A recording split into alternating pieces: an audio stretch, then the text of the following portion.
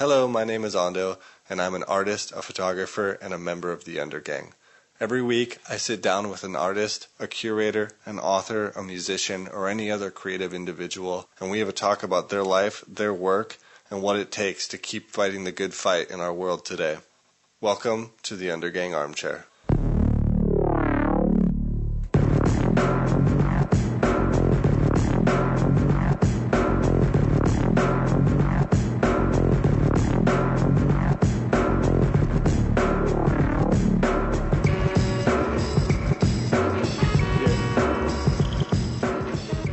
Mockingbirds are the true artist of the bird kingdom, which is to say, although they're born with a song of their own, an innate riff that happens to be one of the most versatile of all ornithological expressions, mockingbirds aren't content to merely play the hand that is dealt them.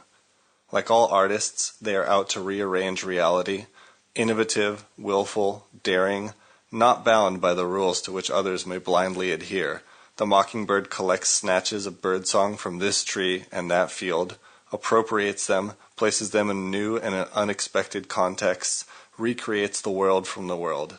For example, a mockingbird in South Carolina was heard to blend the songs of 32 different kinds of birds into a 10-minute performance, a virtuoso display that served no practical purpose, falling, therefore, into the realm of pure art. Pretty cool, guys. Happy New Year's. Welcome to the new year. I was just reading from the book which blew my mind over the vacation. That would be Tom Robbins' Skinny Legs and All. I cannot recommend it enough. It's about art. It's about people. It's about art. It's about creation and folly. And I could never be as eloquent as he can. But you can get it from the Copenhagen Library System.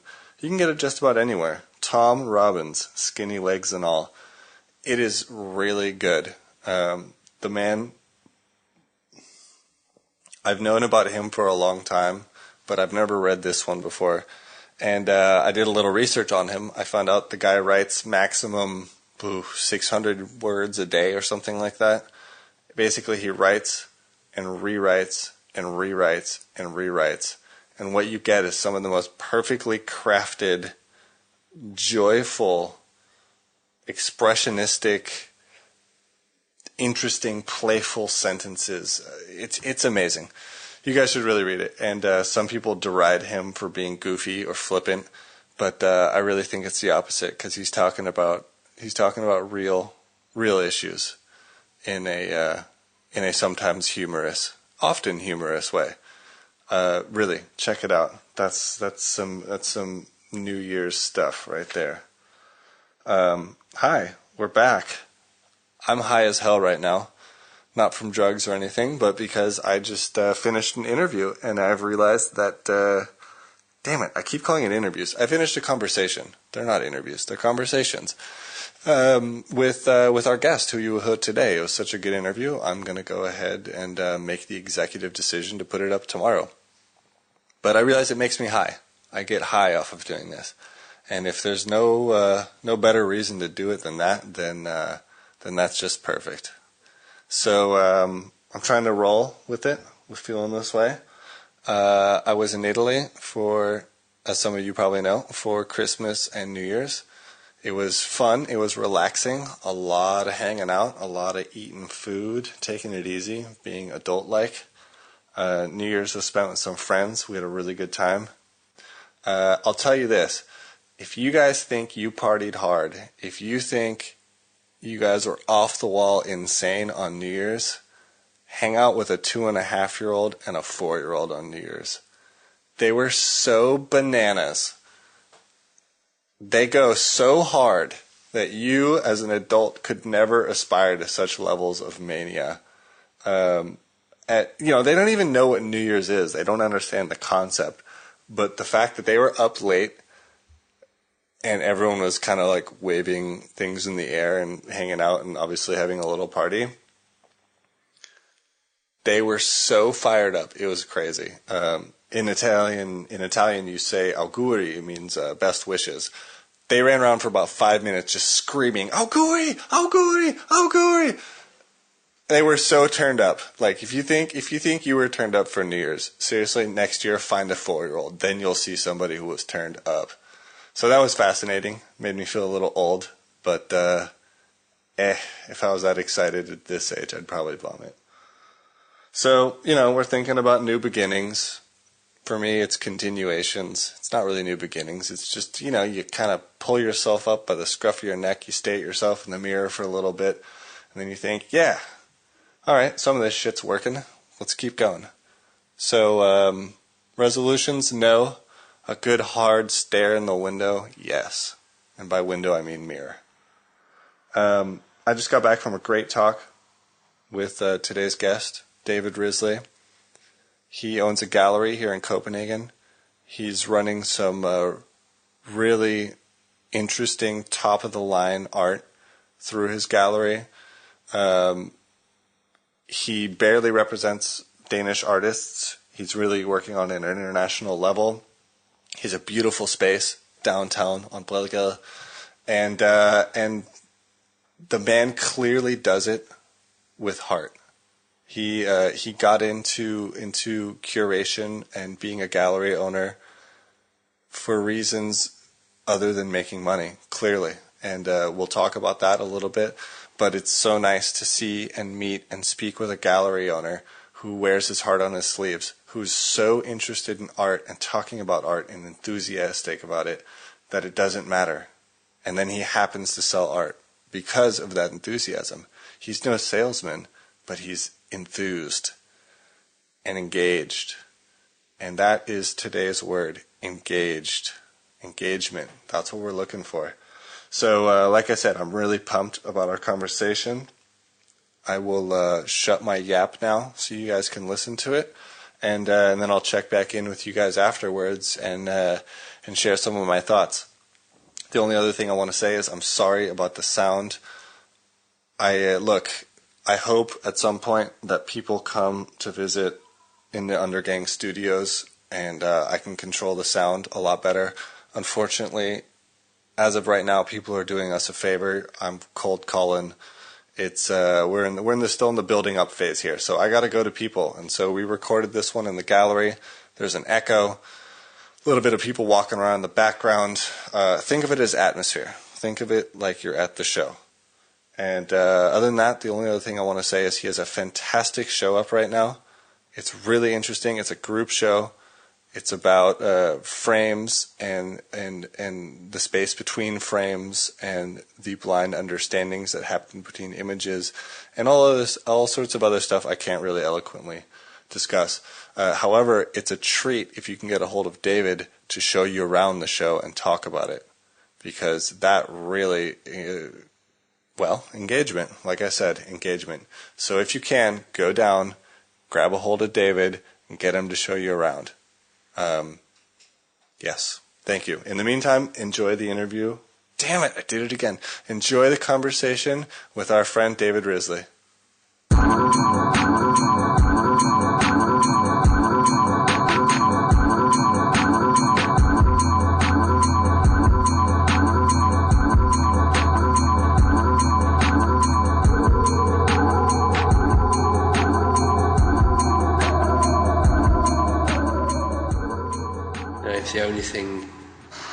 If the only good thing that came out of Lou Reed's life was getting us out of Tamworth, then it was worth it.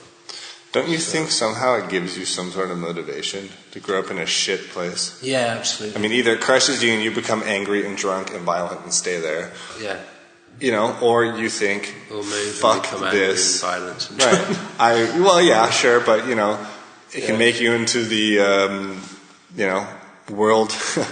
The asshole-ish world traveler that so many people become when they leave a place like that. Yeah. I mean, it helps. It doesn't help that it makes you a little arrogant sometimes too. I think it gives you something to react against and something to strive for. Right. I mean, I've always felt like Aarhus, the second city in Denmark here, tries harder in a lot of ways than Copenhagen does. Yeah. Just because they're the little brother. Yeah. They have to, Yeah.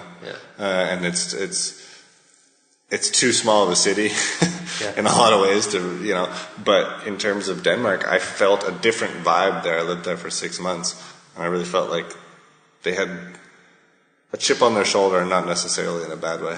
Yeah. Yeah, I think England's so different, because I always talk about it in terms of music or football. Right.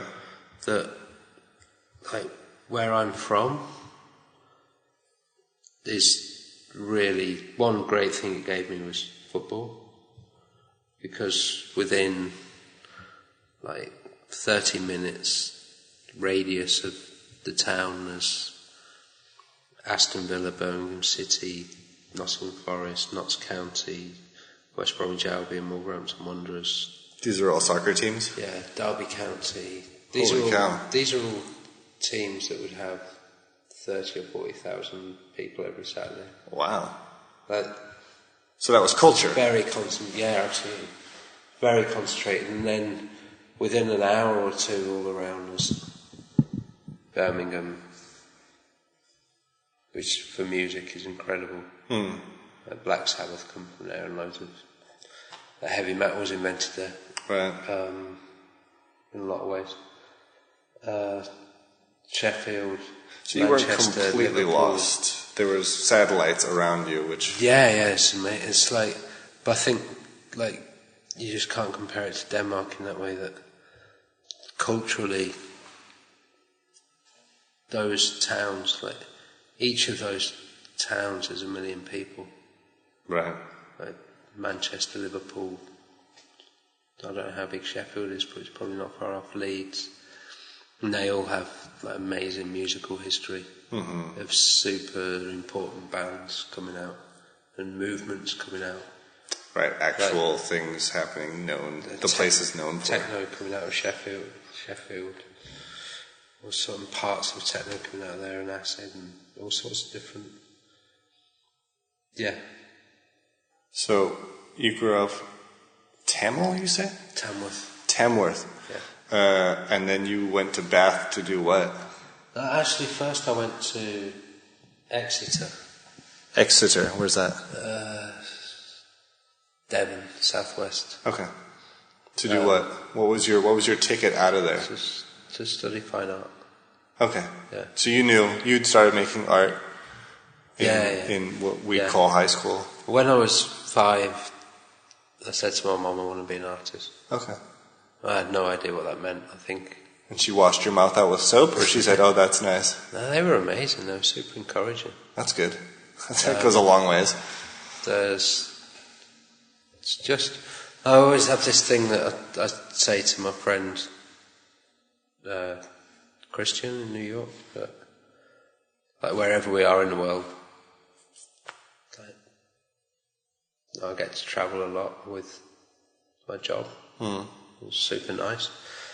And wherever we end up, I just say to him all this because I was good at drawing when I was a kid. It's basically that. Yeah. It's a good contextualization. Because I was good at drawing.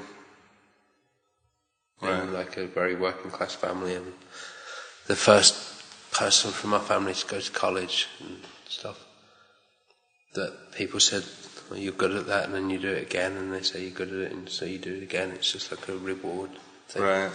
And that, yeah. And that became your thing, your really ticket. Basic, yeah. So, was art school a shock, or was it just a continuation of this? It was amazing. It was, well, first of all, I went to foundation course in Stafford, which is the nearest sort of town with a college to where I'm from. Right. Which is a year where you study like jewellery making and printing and graphic design, all the kind of... You get your hands all wet and everything. You do like a term in each, and then you specialise. Right. So I did fine art. And then me and my friends there, Pat, I was telling you about, with suicide written on his jeans, and Graham Dolphin, who I now represent. Right. When we were 18, we all chose... We all wanted to get out of the Midlands and be by the sea. So Pat chose Bristol, Graham chose Bath and I chose Exeter. And we all got first choice. So we all went to the southwest to different sort of seaside towns. Right. And then I moved to Exeter, and the course was just dreadful. Okay. Did you know that right away? No, yeah. You just got there and you were like, oh, fuck. It was two types of art being made. It was like either as if the 60s had never happened. It was like still like abstract expressionist. Right. People throwing buckets of paint around, basically. Right. Super macho. Nothing like artists with swagger in terms of that. It was either that or going up on the moors and like camping and then burning some charcoal and walking and like that kind of Richard Long, Hamish Fulton type. Right. Macho, super macho again. And neither of them And appealed to you? No, I hated it. You really knew it right away? Yeah. See, that dawned on me slowly. It took me a long time to realize, I went to art school and it was, I don't want to say it was a bad thing, but the disadvantages of it and the bad classes, it took me a long time to realize that. I guess also because my school was a little bit more varied. There was a lot going on. Yeah. It was in a city and you could do a lot of different stuff. Yeah. But, I don't know. I mean, when you walk in there and it was just horrible right away, did you just think, I have to get the hell out of here? Or did you think, oh shit, I fucked up? Or? Yeah, absolutely. So I was visiting other friends who were at art schools in other towns. And I went to see Graham in Bath, and it was like really rigorous there. Really, he told me about their first tutorial, their first crit. And somebody cried. People would turn up with painting, and then the tutors would just say, the stretcher's bent. And then they'd say, but I painted this and this because, and they're like, why is the stretcher bent? And they'd really foundational. Strip it down to like, if you're not going to take your work seriously, neither are we. Right. Get it right. And then... That works really well for some people. And the academic side of it was amazing. It was like a guy called Robin Mariner who wrote for Frieze and Art Forum and everyone. He was like the theory tutor. And all the artists who worked there as tutors, they were all really active, engaged, pretty successful artists. And super generous in their time and knowledge. I see Michael Simpson, who I represent now, who does the enormous bench paintings. Right. He was my tutor then. Okay. Yeah, I saw that show. Yeah. So what, you then transferred to Bath as soon as possible? Yeah, I asked for a transfer. Was this all state schools? I mean, I don't know how the system works there. Is this all public school? Yeah. Public art schools, academies? Then, yeah. Now you have to pay, but then right. I even got a grant. So you kind of really were looking for a theoretical, technical, strict... Just contemporary. Right. Yeah. Just something that felt engaged. It's funny how art school can actually not be contemporary. And then there was little subtle differences, like in Exeter, I think there was one trip to London a year, and it cost, I don't know, £100 or £200 or something. And at Bath, there was a trip every month, and if you didn't go, you had to pay £5. If you did go, it was free. So how is that possible that two public institutions, is it just the rector or whoever the dean of the school is, was so different? Where the priority was. They just did not give a shit at Exeter, is what it sounds like. It was I don't know, it was strange. The head of course there was amazing. It's a guy called Jeremy Diggle. But he was alone. And he taught 6 months a year in Norway, 6 months in Exeter. He made work, he wrote philosophy. He was really engaged, really active. Mm. When I said to him I want to change school, he said, I don't blame you, it's a cultural shithole. And he meant the school, right? The town, the school, everything. The whole thing. Poor guy was stuck there. Imagine being a teacher in a place you think is a cultural shithole. He was doing his thing, he was doing his best. Right. There was something about the institution or the place that held it down. Right. But no, I was really happy to leave. Right. And so let's jump ahead a little bit. You went to Bath. I assume things went a lot better there. Yeah. And then, and how long was that program? I went straight into the second year, so just 3 years altogether. Oh, very short, actually. Yeah, just a BA. And then what happened? When you graduated, did you put your beret on and go to London with a bag of brushes?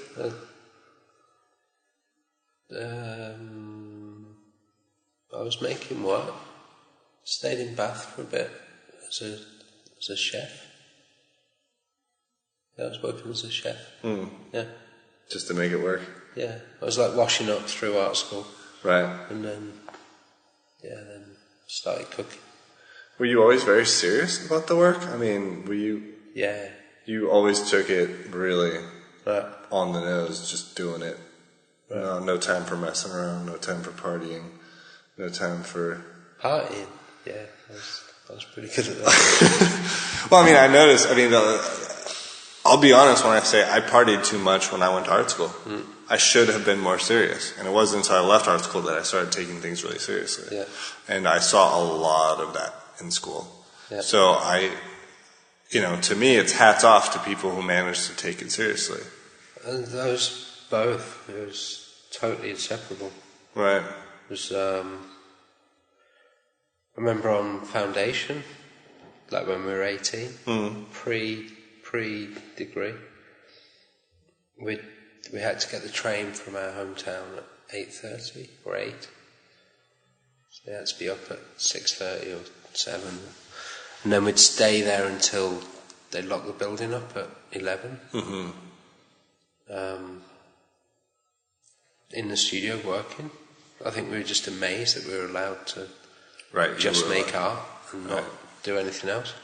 That's quite a high, right? But that same time we'd be smoking weed the whole time and going out doing mushrooms and... Right. But working nonetheless. Yeah.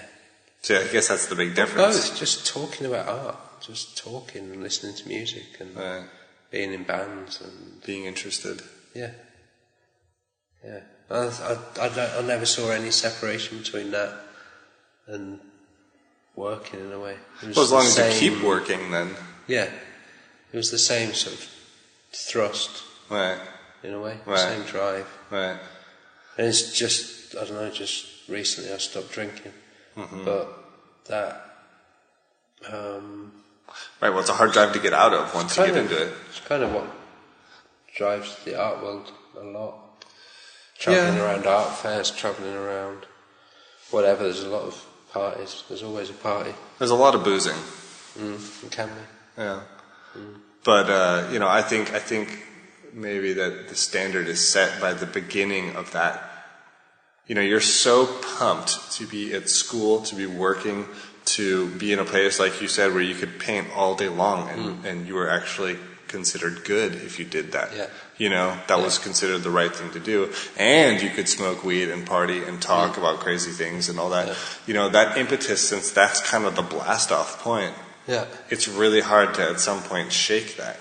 And you see a lot of people, start becoming dependent and start having problems with functioning, with separating art from habit, the rest of their habits of their life. It makes sense. Yeah, I think that can happen. Like a lot of people training to be doctors party pretty hard. Right. It's a cross, and I think again in Britain or in England, especially art school, the attitude to drugs and stuff was so different to here. Sure. Well, artists are considered. But even here, I think it's very different. I think it's particularly at that time, around the start of acid house and that kind of Right. techno, those sort of parties, the kind of parties that were happening. But didn't you see people who were not managing to make work in between the partying? Or managing to do the minimum? Yeah, kids. There were kids who got kicked out of school for... Right. Or taken into counselling, taken into therapy. Right. For treatment. Right. I mean, for me, I found out personally, and this is just a personal thing, that the more I party, the less work I can do. Yeah. They don't go hand in hand for me. No. So, in fact, the less... I basically quit smoking weed not that long ago, and I've been way more productive since then. Yeah, surprised. Well, I mean, they've been telling us that forever, but I always grew up with people around me I could see who were very high-functioning stoners. Yeah. I thought, well, it's just a matter of dedication, right? Yeah. But that's a personality thing, really. Yeah. Anyways, you graduated from school, you got a BA in art, and then what? I mean, I assume you were nursing ideas of working professionally as an artist. Yeah, absolutely. So what was the jump off after school? What was I doing? I was making work in Bath, and then... Were you confident in your work? Sometimes. Yeah. Sometimes. In periods. Yeah. And then my girlfriend at the time, Kelly, shout out to Kelly. She was still at art school. Okay. So I stayed in Bath while she finished, and then we moved to London. She got invited to be assistant for an artist who was a tutor at the school. Okay. Called Rachel Evans. And she basically was like, we're going to London, and you were like, yes, that's a good idea. Yeah, it was kind of through Rachel, in a way, that everything started. Hold on, Rachel? Was that the artist? Yeah, Rachel Evans. Ah, okay, gotcha. Yeah. All right, and so then you actually start seeing how it works on the practical end. Yeah, we moved to London, and Rachel was in a studio just off Brick Lane in the East End, and she was showing with Victoria Miro Gallery, and she was sharing a studio. It's like the same street with Jake and Dinos Chapman and Chris Philly, and everyone was around there. Peter Doig. It was really exciting. Where are we in time wise? Don't know. I suppose it's mid-90s, late 90s, early 90s, early 90s. Yeah, somewhere around there. Okay. Yeah, and then Kelly got a job as an intern at Victoria Miro. I started working in a bookshop called Swemer that was at the Whitechapel Gallery, and then started working at the one in town, and then through a long thing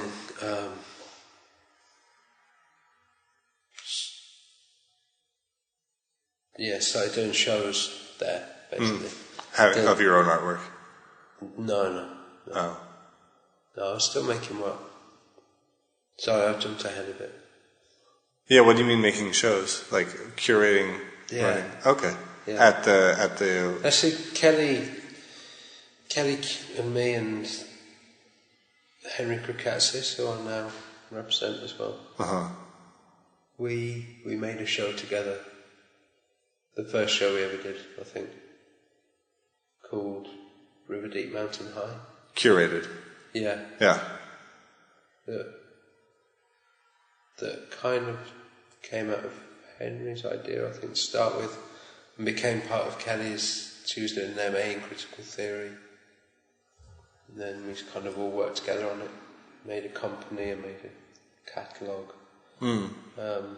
So took it very seriously from the beginning. Yeah, totally. So wait, hold on a second. This is something I'm really interested in. You were making art. At some point, you curated. Was this a organic jump? Was it something you'd always been interested in? Was it did it go hand in hand? How did that jump happen? I think by accident. Okay, you hadn't thought about it before. Bits, maybe. You were aware that there was something called curation, but you never thought, I want to do that. Not very, a bit. Right. Yeah. Okay. Did you take a shine to it right away? Yeah, it was fun. Yeah, it was a lot of fun.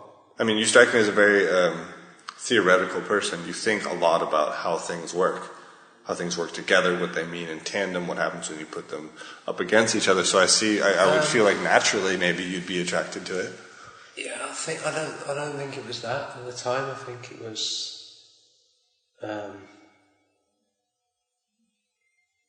which is kind of shifting back again now, maybe. But I think at the time I was too social to be an artist. I think I was spending 8 hours a day, or 10 or 12 hours a day on my own in the studio, making work, and just working with other artists was far more engaging and far more. You thrived in the setting, and just socially much better than.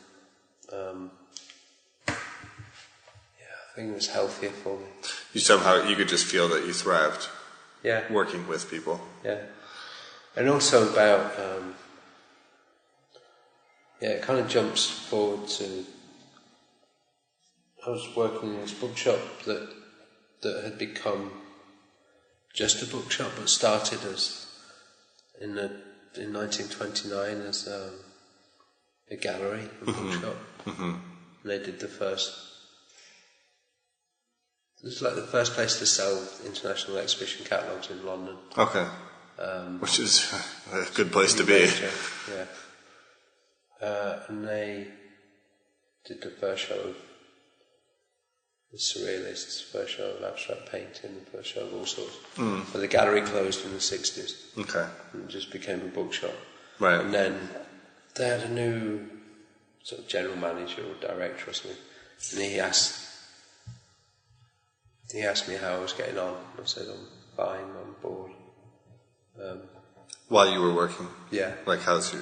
And then he's like, well, what do you want to do? And I said, there's an empty room upstairs, I could do shows and make the bookshop part of the art world again, rather than just a bookshop. Wow. And that's the kind of boss you want. How are you doing? What would you like to do? Yeah, he was good. I can just imagine that maybe he sensed also that you weren't going to say, I want to watch TV all day. No. You obviously... he liked me, I think. Yeah. So you started doing that? It was a funny place. I learned loads there. It was like doing an MA, just from the books. So then he said, you can do that, but you can't have any more time or money. Right. So you basically just do it in your lunch hour or whatever. Right. So then I kind of got the room ready, and it was in Soho, or kind of between Soho and Covent Garden. So really central London, like a really amazing place to be. And then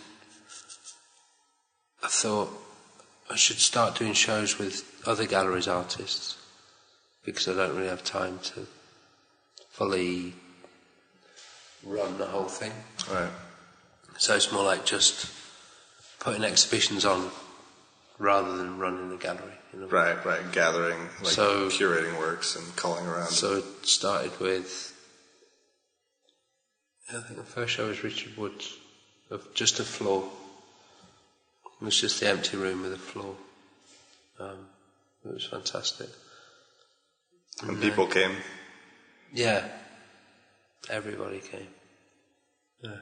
Not bad for a first show, huh? Yeah, it was amazing. Was that the kind of thing where you were just bit then? That was it? Yeah, it was really exciting. Yeah. Yeah. Yeah, it was great. It got reviewed More people came. Did another show that got reviewed. More people came. And then... I imagine the bookstore was happy too. Yeah, you'd think so. Well, I mean, someone must have bought a catalogue on the way out. Yeah, people were coming and buying books. And also it was just putting a bookshop on the map. Right. Sort of culturally. Right. But then I did some shows. I think the first show was... Because it was getting attention, I thought maybe now I should start showing artists that I want to work, sort of show directly. So in the meantime, you had always an idea about, you knew people around you, you saw work that wasn't being represented, that you thought should be represented, or at least you'd like to work with. I had no idea what that meant. Represented, not represented, really.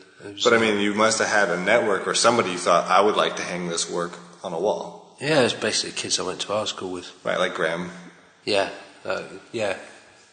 But I mean, you must have had also, maybe not consciously, but a style developing. No, not then. I don't think. No. Just work that interested you, that was the criteria. Yeah, I think that's the same now. I don't think I've got any style now. Well, I think you do, but... What's that? It's your style. I couldn't describe it. I couldn't tack a name to it. But it's clear. All right, if I'm going to bust a name out of anything, then I'm just going to say your style is lead with interest style. Meaning that if it piques your curiosity, you'll hang it on the wall. Yeah. Like you don't seem to be concerned at all with what is it going to sell? I mean, obviously you have to be to some degree. You run a business, but you take a clearer step away from that than I see a lot of other people. I thought it was great. One of the first shows I ever saw, you had a 6-ton concrete sculpture in the empty gallery, which was clearly, and I may eat my own foot on this one, but in my mind, clearly unsellable. I sold. I knew it. I bet you did. But you know, I mean, it was a choice that most people would be quite afraid of. And I've always felt that you've led with your interest, and luckily that interest is contagious. Yeah, you can spread interest. And I think that might be the great art that you do, is you spread that interest. Yeah, I always think if I don't love it, why would anyone else? And true. And I'm not very good at selling, but I'm good at talking about art and being enthusiastic. Yeah, so all I have, like my currency in a way, is my interest or my passion for the things that I have. Right. And trying to translate that to other people. So I'm kind of glad we've jumped ahead to this point, but I mean, we should probably talk about the fact that you eventually opened a space in London. Yeah. Your own gallery. Yeah. And I assume this happened by you had various shows, various places, kind of building it up, and then took a step to do it on your own. It kind of came out with having a big fight with the bookshop. Okay. I did some shows there that sold very well. You started selling artwork there. Showing artists that I wanted to show directly. Mm-hmm. Was it called David Risley Gallery at that point? No, it was Swemmer. It was the name of the bookshop. Okay. And they took the money. Right, of course they did. You were just their employee. Yeah, I was still earning like £3 or £4 an hour or whatever. Again, it's like growing up in a shitty town. It gives you an impetus to get the fuck out. Absolutely. So then I did these difficult shows, like this Shed by Henry Kakatsis, and it was this shed that took 5 guys 10 days to build. Who paid them? The artist. No one. Okay. No, just, and then the day that opened, it sold to a museum. And then... So people can sense the excitement. The next show was this show of small paintings. And nothing sold. And then the bookshop, the sort of general manager, not the guy. Mm-hmm. This other... The cunt. Yeah. So they called me in and said that they want to do more more commercial shows like the painting show. And I was like, but it didn't sell anything. Right. All the other shows. And then they were like, oh, but we can't do more of these funny sheds and things. It's like, but that sold for £15,000 and you got half of that. Right. That's paying my wages for the next 3 months. Like, yeah, but you're just like splitting hairs now or something. Right, they didn't get really it. Odd. And I said, what you want is more conservative, not more commercial. Right. And we basically just had a big fight and I walked out. Yeah, and then got my own space. Mm-hmm. Yeah. And I understood, I read the article, which we'll get to, in the Danish newspaper, that you were in a fairly outlying location for your first gallery. You were not in the center, you were not in a particularly good high traffic area, right? Yeah. The first one I shared with another gallery or project was a space called the Drawing Room. And we used to take a month each. Okay. Like we shared the office and we taken in turns to do shows. That was really good. Did that work for you? Did you still work? Did people still come? Yeah, it was good. Did some really good shows there. But then it was just got more and more confusing for people. Right. So they'd come and see my shows and then it'd be the other gallery's show on, or they'd come see that gallery and my show would be on. Right. Just like in a branding. Right, and they'd be like, where's the other stuff? Yeah. I want to see that stuff. Yeah. And I couldn't have stuff available all the time. So then I've got a fantastic space on Viner Street. Yeah, it was great. It's pretty big, old factory. And that was about 2003? Yeah, I suppose. Yeah. And at that point, you had people knew who you were. You had you had sold artwork before. You knew who to send invites to. Yeah. You could make sure people came. Yeah. I was representing artists by then. Right. Yeah. And it was David Risley Gallery. Yeah. Did you make art at that time at all? No, I stopped.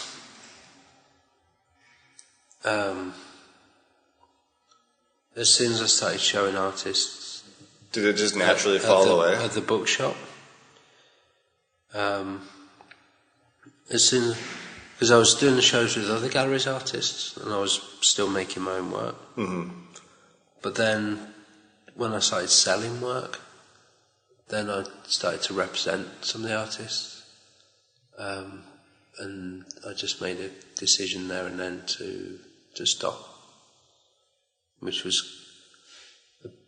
kind of like, it just felt like if a curator came in and said, I'm making a show about such and such, could you recommend someone? And then I put myself forward as an artist. It just seemed like a real disservice to the artist I was representing. That would essentially be impossible. You'd have to run 100%. People do it, but they'd have to be completely independent of each other, wouldn't they? Why shouldn't those artists be with the gallery that would always put them forward? Right. But isn't it also clear, didn't it seem to you clear that you'd found something better to do, something you enjoyed more, something you were more passionate about? Yeah. Have you made artwork since? No. That's it? No looking back? No. No regret? That's great. People, I might have said this in another one, I don't remember, but people, when I was growing up, I've been very clear about what I was doing for a long time, and people have always said, oh, you're so lucky, you know what you're doing. Yeah. And my answer's always been, yeah, but as soon as I find something better, I'll drop this shit as fast as a hot potato, because it doesn't matter, it's just the best I know. Yeah. And so you found something better to do. So you ran the gallery, that worked. It, subsisted. It went on its own. It did its own thing. Yeah. Why Denmark? How'd that come into play? The gallery in London kind of grew and grew. Mm-hmm. So I ended up with 5 or 6 full-time staff, pretty much. Wow. It was doing good. And then, life happened. suppose. Something brought you here. Yeah, had a baby, had Alva. Yeah. My ex-wife, basically, Sophie, used to live here, so we all moved over as a family to kind of start life here. She's Swedish, right? Yeah. Yeah. Did you know anything about Copenhagen beforehand? I mean, obviously you knew it was there, but... Not a lot. It was kind of the same time as the crash happened. Like the global fall. So it was just a really good time to kind of move out and start again, look at everything differently. Right. And I always found it really interesting here that there's this like tiny place, like this city that's pretty much the size of Bristol, and in a country that's like half the size of London in terms of population. Right. That there's so many high-hitting artists here. Do you think that? Is that... Yeah, I think it's hugely disproportionate. Huh. I think... if you think about it, a country of 5.5 million people, yeah, it's not a lot to pull from. No. Why is that, do you think? Don't know.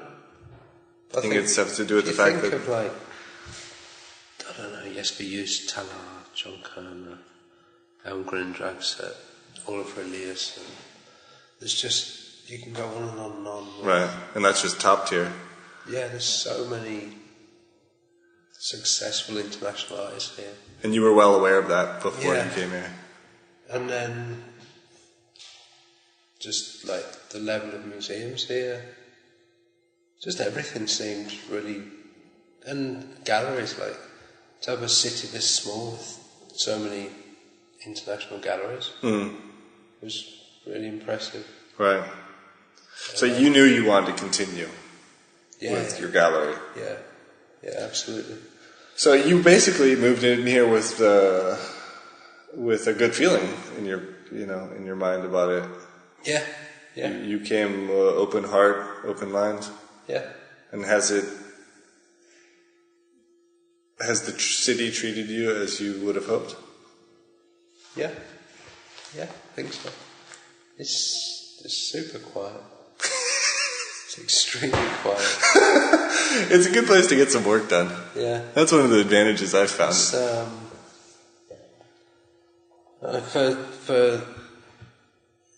on Viner Street, when I was there, where the main gallery was in London. Yeah. At its height, there was, on that street, there was a gallery called Modern Art, there was Ibid, Kate McGarry, Bill McGold, Wilkinson, one in the other. There's like a core of galleries. Would you say it was kind of like out in Bellevue? Were you here when there was all those galleries out there? Yeah. Would it be kind of similar to that? Yeah, but times 100. Okay, scaled up from Danish size. It was amazing. People talked about it as the most important art street in the world at the time. Right. Whatever it was like. Right. It was really exciting. And on the Time Out magazine, they did a thing called First Thursday that they promoted through the magazine, where the first Thursday of every month they list all the galleries would stay open late and have some kind of event or drinks or whatever. Right, they do it in Oakland, in California. And First that Fridays. night would be like carnival. It was literally thousands of people up and down the street. They looked like the outside of a football match. Right. There's like hot dog stands and people selling beer in the street. It was like massive. Like every month, and in between that there was openings. And on Saturdays you'd have hundreds of people through. So, yeah. Some of which who actually bought art. Huh? Some of which who actually bought art too. Some, yeah. But it wasn't really about that. It's still rare that people walk in and buy stuff. It's all even internet? in the middle of that. But it was artists and writers and curators, whatever. It was just engaged, really engaged. And you don't feel that here? I mean, this segues nicely into the article. I said this on the podcast earlier that people should go read it. It's obviously in Danish. But to paraphrase very shortly, it's called Are Danes Lazy? And it's about the small amount of people who come and actually see shows here. Yeah. Right? Yeah. And it's an interview with you about this, and you're kind of comparing what it was like in London versus here. Yeah. And so when you say it's quiet, I assume that's kind of what you're talking about. Yeah. And so are Danes lazy? I wouldn't say that. I think there's it's a really difficult thing. Because it's not about the general public. It's about people who should be engaged. Like the art school is at the end of the street. The main art school in the country is literally 2 minutes on a bike. Right. And most people involved there, most students, don't see the shows. Here or anywhere else, or what? I can only presume. I don't know. Right. Well, we're on, for those who don't know, we're on the classic area in town. We're in the classic area of town for artwork. Yeah. For galleries. Yeah, there's like 10 galleries up and down the street. Right. And like you say, there's literally 3 minutes to the art school, the main art academy. Yeah. See, I think Danes are complacent. So I think there's a lot of artists, there's a lot of... The amount of people here who graduate in art history every year is crazy. All right. And I just... So it's not about people walking in and buying stuff, it's about the shows being seen. There's the last show we did, Charlie, who you interviewed, it's the last Saturday of his show, 8 people came. Which, when I'm paying rent to be on one of the most expensive streets in Denmark, for a shop front, with a big exhibition space, that's not really for my sake, it's about making exhibitions and making it really easy to visit. It's like as central as you can be, it's as visible as you can be, it's kind of like putting it on a plate. And it's expensive. Yeah. And it's, I could sit in a big house in the forest selling stuff off the internet. Like most of the sales... Oh, there must be some. I mean, I know you sell on the internet, but there must be some exclusivity that goes with this location, don't you think? Most people I know who I sell to have no idea where I am. Okay. You could literally be in northern Jutland. Yeah. They don't care. So like does if I'm selling a painting that's in someone's studio in London to someone in Hong Kong, they don't care where I'm emailing them from. Right. And they've never been to Denmark, they do not know anything about it. No, I've never met most of them. Right. This is... The gallery, in a way, is a branding exercise. If you put it down to strict business terms, the gallery is for the artists, not for me. Right. It's an unverified. It's It's a weird. It's an expense which is not necessary, essentially. It's really debatable. It's. I mean, people come and write about your shows. Maybe 8 people show up, but people who are... Some art critics come and they write. You are in... To run a gallery, you need a space. Right. But to sell art, you don't need a space. Right. So it depends where you... Well, if artists make a body of work, they want it to be seen. Sure. Well, I mean, the other thing is you don't represent Danish artists. You have no Danish artists, right? I have one, but he lives in London. I feel like Danes are really hometown. Yeah. I mean, the people, if you had a Tell Our show here, you would have those hundreds of visitors, thousands of visitors. Yeah, yeah. And I mean, I'm a perfect example. What I lack in knowledge, I make up in enthusiasm. I'm basically only now starting to pay attention to like who's who, what's going on somewhere else. I can use like the idea that I could use the internet as a tool to find art is basically just dawning on me now, which I cannot defend. But I don't know most of your artists. Yeah. I didn't know them before I met you. Yeah. And if I hadn't made the effort to come here, even though I don't know who it is, I mean, I didn't come to this show until I'm here now, and I'm happy I am, and I wanted to see it. My intentions are always there, but, you know, I had no connection to it otherwise. And I think that's probably what's going on here, is that people aren't necessarily interested in going to a show where they don't recognize the name. You know, you had Dexter Dahlwood here. Yeah. I understand that's a big name. Yeah. That's like, people are like, oh shit, that's Dexter Dahlwood. Yeah. But not very many people come. Yeah, I find it really, really bizarre. But isn't that just lack of knowledge? I mean... Oh, how do you get knowledge if you don't look at stuff? True story. True story. Well, let's I do this then. I have an idea. I showed Thomas Hoolander here. He's a Danish artist. Who studied, Never heard of him. Lives in London, studied in London, but he's Danish. I did a show of his painting. And then I saw a bunch of artists, a bunch of painters the next week and said, why didn't you come to Thomas's show? And they said, oh, we don't know him. We don't know his work. But, okay, so you only look at work you know, which is pretty bizarre to me. Like, so what happens is you share a studio with someone, you see them make the painting, then you see the truck come and take the painting to another building, and then you go and look at it again there and drink beer. Yeah. It's like, what's the point in that? It's safe. Yeah. Well, or because, I mean, it's a closed system, right? I mean, even though you say there's a large number of internationally known artists and everything, it's a pretty small scene. Yeah. I mean, I imagine you know everybody by now, right? Pretty much. Probably a lot of them. Yeah. Right. Yeah. So what happens is, if you know everybody, you're probably going to get an invite to a friend's show next Friday.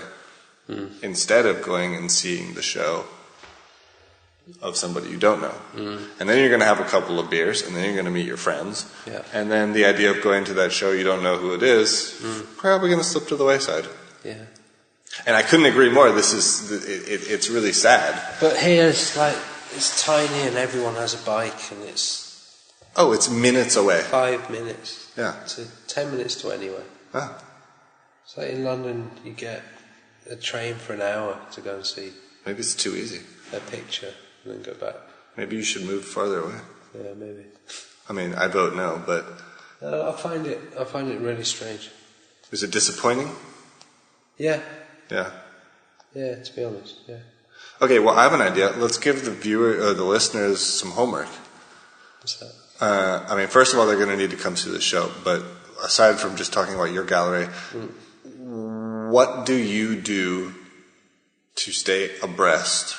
You live in a small city, in a small part of the world. Yeah. How do you educate yourself on the art world? I mean, internet, obviously. Yeah. Where on the internet? Do you follow what's going on in London? Yeah, you get. Well, but I think that's part of the problem. I think that is the problem. That get off the internet. Well, look at a guy like me. I don't know any galleries in London. And go and see some stuff. Sure. I think get off the internet, get on your bike, and go and see some stuff. Do you think they're seeing your show on the internet before coming here? Because I mean, I think the problem now is things like Copenhagen.dk, which is really good, but in a way maybe it's too good because there's pictures, there's interviews, there's like installation shots of the show and then photos of all the individual works. So in a way I think people almost think they've seen it. You can kind of say, well, you go in and that's on the left and then straight ahead of you is that. And it's like, but you haven't seen it. No. You need to physically be in a room with stuff. Mm-hmm. It's like, but I think it's an engagement issue. How I relate... It's like, recently I went to the opening of Superflex at Charlottenburg. Which is a killer show. It's a great show. And it's a long, slow show. There's a lot of film, there's a lot of installation that you have to physically engage with, make stuff. Did you build a lamp? Not yet, I'm going to go back and do it. You need to spend time with it. There was, maybe 1,000 people at the opening, which is the art world. Partly I know I've never seen a lot of them here. And most of that night, I know it's a hometown kind of show. They're like local heroes and everyone there's friends and they all know each other. But most of that night, people were in the bar. Yeah. Oh, it was completely empty. I built a lamp. Which is also part of the show, the free beer thing. So Indeed. You could say they're in the show. It's kind of slippage. But you wouldn't go to see a film at the cinema, spend the whole night in the bar, and then say you'd seen a film. Just because you've been in a room next to a film. And you wouldn't go and see a band play, spend the whole night in the bar, where you can't hear the band, and say you've been to see a band. You'd say you've been to a bar. Right. And there's this thing of looking, like engaging with stuff physically. Not like it's super easy to go to an opening and hang out with your friends and drink beer. It's another thing to go back and see the show, or to see it on the internet. Do you think it's scenesterism in a way, or just disinterest? Yeah, of course, that's everywhere. But it's just a matter of disinterest, perhaps, of not being engaged. Yeah, I don't know what it is. I can't prescribe it. I just know it exists. Right. There's tons of other stuff to do. But for people who work in it, there's like curators I know who are going to do shows with artists that don't go and see the artist show. Wow. Yeah. There's that's the thing. Like, I think that what you're talking about... That's your job. Right. And I think that's what the thing you're talking about is like the students, the other artists, the curators, the writers, the podcasters need to be engaged. Yeah. Like, they're actually the people who are part of the circle. Yeah. Right. And so it maybe doesn't mean that much that art people with an interest in art don't see all the shows in the city at a certain point. I mean, that's my problem, is I can't see everything. Yeah. And no one can see everything. Right. Of course. But the fact that a curator wouldn't go see work by an artist they're curating, I'll just go ahead and say that's fucking stupid. Yeah, it's lazy. Because... And this whole subject came up specifically because of this show that's on now, where there's several works borrowed from museums that aren't for sale. Mm-hmm. Are any of the works for sale? Sorry to interrupt. Yeah. There's quite a lot for sale. Okay. But all the Williamsons are from a museum. They're not for sale. Half of the Guernas are from the family and the foundation. They're not for sale. The St. Francis is borrowed from a gallery in London. It's not for sale. So I have to ship it, insure it, right, look after it. And that's just to make an exhibition. That I don't need. There's no financial gain for you whatsoever. Nothing to do with running a business. It's kind of. Of course, no one asked for it, so it's not like. I do. It's like, but it's a sort of generosity of sharing, or of just saying, "This is free. It's here." And I think part of what came up out of that article that was interesting is people not knowing they had permission to go to galleries. That's true. There is definitely a... They think they're like, that it's like a sort of exclusive shop, where if you're not here buying, then you shouldn't be here at all. That's true. I mean, I will say... But those people aren't the ones I'm talking about. Right. I'd love them to come as well. But I'm mainly thinking about the professional art world. The people who are part of the discourse. Yeah. I feel that too. I definitely feel that too. Did people respond specifically to the article? Yeah. Yeah, I had a really good response. Was it your idea? I mean, did you approach the newspaper and say, I'd like to talk about this? Yeah. I think that's great. I also think what you're doing is unique here, which may be part of the reason you're not garnering as many visitors, you know. Shouldn't that bring more? Yeah, clearly. But, I don't know, I think on behalf of Denmark, who I do not represent at all, I want to say thank you, and we appreciate it. You deserve the thanks. I mean, this is the thing, my girlfriend is absolutely furious, essentially, over the protectionism, the commercialism, and the scenesterism of the Danish art scene. And by extension, any art scene, but she lives in Denmark, so it's especially pronounced here. And she can't stand it. And you know, I'm going to go home tonight and I'm going to say, guess what? David brought works here. Yeah. He paid to bring works so you could see them. And that brought him nothing, aside from a joy of being part of the discourse. So it is out there, you know. Absolutely. And people like to complain, but... So, when I first moved here as well, people would say things like, it's great to have an international gallery here doing international things because, you know, no one else is doing it. And I'd be like, what about Klaus Andersen and Neil Stark and Nicola Wallner and Christina Wilson at the time and Lam and Asbeck and whoever. Who are showing. Who are every week showing international artists. And they'd be like, oh yeah, I suppose you're right. It's like, it's all fucking here anyway. They're just used to it. Get on your bike and see it. Alright, well, in wrapping up, we got to do that soon, but no solution? We don't know what to do? How are we going to engage people more?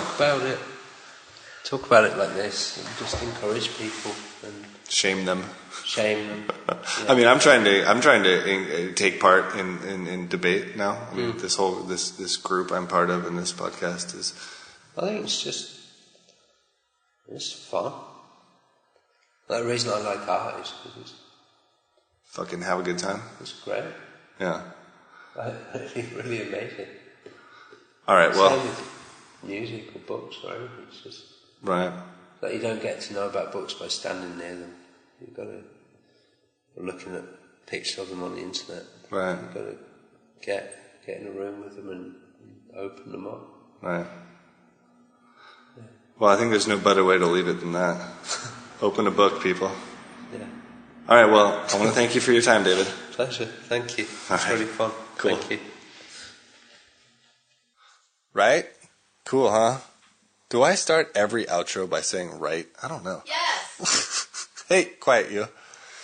Pretty cool conversation. I think David's great. I think David's doing work that he wouldn't agree with me, but he's doing work that no one else is doing here in Copenhagen, and I encourage you to go see his gallery.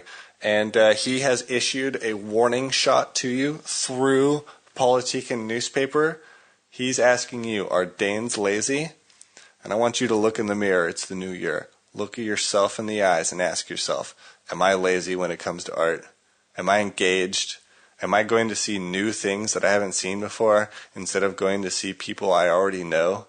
I know you're good friends with that artist down the street, and I know he invited you to his show, but try not to drink too many beers right away and go see something else, right? Sorry, I get a little worked up. But I think it's really interesting points that David's bringing up, and I think that it's about high time that someone starts talking about it. That Copenhagen, I mean, look, guys, for you guys who live in Copenhagen, this is an international city which is tiny. The amount of art and culture available to such a small group of people is insane. Think of another city with less than 1 million people in it, and what's available culturally, artistically, the caliber of the artist, all of it. Get out there. Go see it. Go engage. That's what David wants. That's what I want. I hope that we, the Undergang, are engaging you to some degree. In some little bit, we want to play a role. And, I relate to you. I also felt a little shamed. I haven't gone to all of the shows. I haven't seen everything. And, it's easy if you don't know any of the artists being shown to think, well, I'll go see the ones I do know. But that is the wrong attitude. You got to go see the ones you don't know. And then go see the ones you know. And then you guys can have a beer and a hug and hang out. Yes. I asked David about how to find out about what's going on out there. How do you engage? He didn't really answer that. I've asked other people. They haven't really answered that. For a long time, I thought they were being coy. But I think, in fact, it's something that happens organically and it can't really be explained. So here's my advice. I grabbed the press release from the show here at David's. It's a group show. There are 2, 4, 6, 8, 10 artists. You've heard of some of them. Some of them are Danes. You haven't heard of other ones. Grab press releases from shows you like. Look at the artists. Find them online. And find out where else they show. This is how you organically start to branch out. What other spaces? Okay, where else are they showing? What else is showing at these spaces? Who's talking about what? You'll quickly start seeing what's out there. This is advice for me as well as for you. This is what I got for practical steps to engagement right now. Finally, the last thing I want to say, I've been recommending podcasts. I got a great one for you guys, This American Life. Podcast from National Public Radio in America. Fantastic. Maybe one of the ones which led this all off, which started the whole podcasting, personal reporting. How do I say it? It's a journalistic program. It's an hour long. They talk about anything. Anything of interest. The one I listened to today was called Unconditional Love. And it was about, the first act was a story about a child adopted from Romania who was 7 years old and did not know how to love. And it's the story of how that played out for his adopted parents. And it works out, just to tell you guys. But it's a podcast. You can find it. Every week they talk about something great. Every week it's top-level reporting, interesting, This American Life. It's run by a man named Ira Glass. He's a folk hero in America. Check it out. thisamericanlife.org. I'll put a link up on the show notes for this page. All right. I think I've run my yap enough. I really do. This is a long interview. It's a long talk here. I will leave you guys with the last quote here from Skinny Legs and All. It's a short one. Here we go. Got to get this book. Tom Robbins, Skinny Legs and All. The purpose of art is to provide what life does not. Bam! Thanks for listening today. Today's show is produced, as always, by Undergang Unlimited.